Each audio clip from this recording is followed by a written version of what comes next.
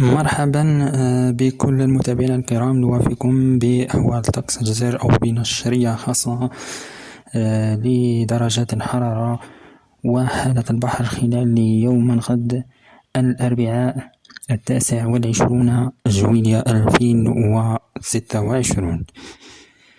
إذن حيث نتوقع درجة الحرارة دائما تبقى فصلية إن شاء الله على جل المناطق الشمالية بإذن الله، ما بين تتراوح إن شاء الله ما بين 29 حتى 35 درجة.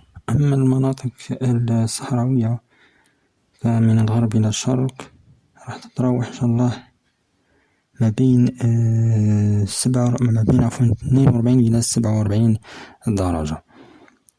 حالة البحر يبقى قليل الاضطراب على جل السواحل الجزائرية بإذن الله، يعني كما كنا من قبل سيستقر إن شاء الله بداية من يوم الخميس بإذن الله والجمعة. إذن في النهاية يبقى العلم لله وحده، والسلام عليكم ورحمة الله وبركاته.